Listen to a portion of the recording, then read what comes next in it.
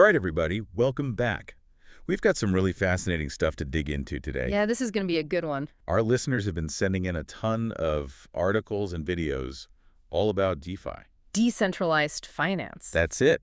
So we're going to take a deep dive into that today. See if we can untangle it all. Figure out what it's all about. Exactly. How it works, the risks, the opportunities, the whole 9 yards. And why it matters. We'll cover that too. So the first thing I think we need to do is define this whole DeFi thing. Sure. It can seem kind of complicated at first glance, but really at its core, it's about, taking those financial services we all use, banking, loans, investments. Right, the basics. Exactly. And reimagining them without the need for those traditional middlemen, like banks and other financial institutions. Oh, okay. So cutting out the middleman. I like the sound of that already. Less fees, right? Less waiting in line. This is good. So our source material defines DeFi as a financial ecosystem that uses blockchain technology to offer traditional financial services in a decentralized manner, independent of central authorities. That's a pretty good definition. But what does that actually mean for, everyday people? If I want to manage my money, what does that look like in the world of DeFi? So think about it this way. Right now, if you want to get a loan, you go to a bank. Right. If you want to save your money, you go to a bank. Makes sense. But with DeFi, you could potentially do all of that without ever needing to step foot in a bank. Whoa, hold on. So no more dealing with opening hours and all that. Exactly, because everything is happening on this decentralized network powered by blockchain. Ah, blockchain. That's the other big buzzword these days. Yeah. So according to our source, it's essentially a digital ledger. Right, a distributed ledger. Okay, distributed. So Yeah. instead of one bank keeping track of everything, it's spread out across a bunch of computers. Exactly. It's copied across thousands, even millions of computers. So it's not controlled by any one entity. Okay, so it's like a shared public record. Yeah. Everyone has a copy. Exactly. Every transaction is recorded on this ledger, and it's incredibly secure because of something called cryptographic hashing. Whoa, cryptographic hashing. Okay, you're going to have to explain that one. It's basically like a digital fingerprint that's unique to each block of transactions. So if someone tries to tamper with the transaction, it changes the fingerprint, and everyone on the network knows something's wrong. Gotcha. It's like messing with the evidence at a crime scene. It's going to be obvious that something's been changed. Exactly. So it's very difficult to hack or manipulate the system. Okay, that makes sense. But how do we actually use this digital ledger to, do stuff? Our source keeps mentioning these things called smart contracts. Right. Smart contracts are like the backbone of DeFi. They're what make everything work. Okay, break it down for me. What are they exactly? Imagine a vending machine, right?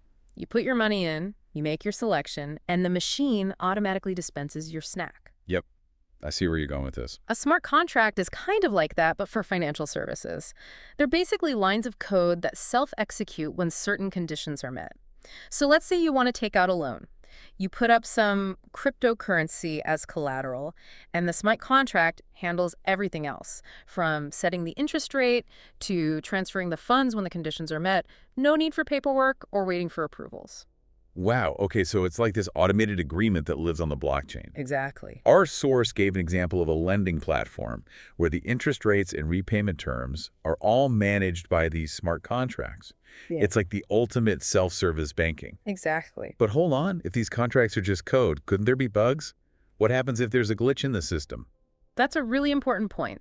While smart contracts are designed to be secure, they're not foolproof. Right, because software can be buggy, even with the best intentions.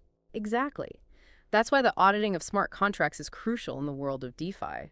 Before you trust any platform with your money, you should make sure their smart contracts have been thoroughly audited by reputable security experts. Good advice. So, our source mentioned a few popular DeFi platforms. Compound, MakerDAO. I've heard these names thrown around, but I have to admit, I don't really know what they do. Yeah, they can sound a bit intimidating, but they're basically platforms that offer a variety of DeFi services. Okay, give us some examples. What can you actually do on these platforms? Well, on Avi, you could, for example, deposit your cryptocurrency and earn interest, similar to a traditional savings account. Or you could borrow cryptocurrency using your existing assets as collateral. So like a crypto-backed loan. Exactly. And compound works similarly, allowing you to lend and borrow different cryptocurrencies. Yeah. Then you have MakerDAO, which is a bit different. They focus on stable coins, which are cryptocurrencies that are pegged to the value of a fiat currency like the US dollar. Ah, I see. So they're trying to minimize the volatility that's often associated with crypto. Precisely. Stablecoins are designed to be more stable than other cryptocurrencies, making them more suitable for things like payments and everyday transactions. And they're doing some really interesting things with flash loans. Flash loans, what are those? It's kind of mind-blowing. Basically, a flash loan lets you borrow a large amount of cryptocurrency for a very short period of time, like within the same transaction. So you have to repay it immediately. Yes, as part of the same transaction. What's the point of that? It allows for some really creative financial strategies, like arbitrage, where you can exploit price differences between different exchanges. Okay, that's a little over my head, but it sounds very high-level finance. It is, but it's also an example of how DeFi is enabling these kinds of innovative financial tools that weren't possible before. Right. It's like opening up a whole new world of possibilities. Exactly. But let's not get too carried away here. Our source also mentioned some of the risks associated with DeFi. We have to talk about those. Like, I get that blockchain is super secure, but what about these smart contracts? They're still written by humans, right?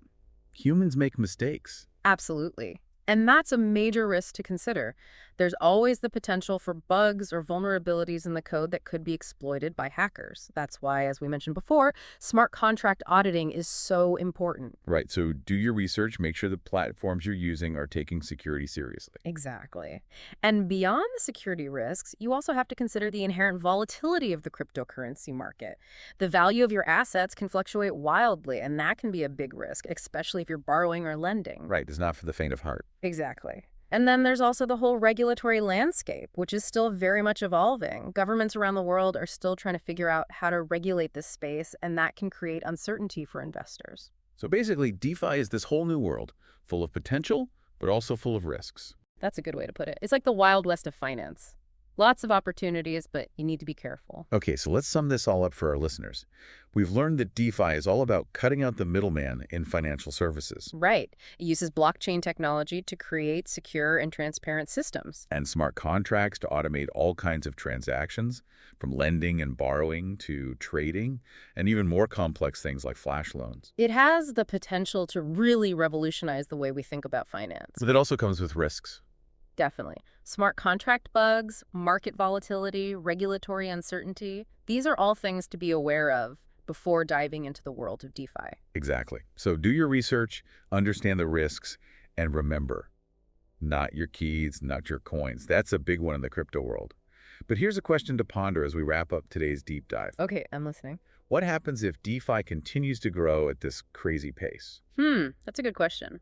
Could we see a future where it's not just a niche thing for tech-savvy folks, but it actually starts to challenge the traditional financial system? Wow, that's something to think about. I don't have the answer to that. Me neither. But it's definitely a conversation worth having. And on that note, we're going to wrap up our deep dive into DeFi. Thanks for joining us, everyone. Keep those sources coming. We love diving deep into your questions. Until next time. Happy diving!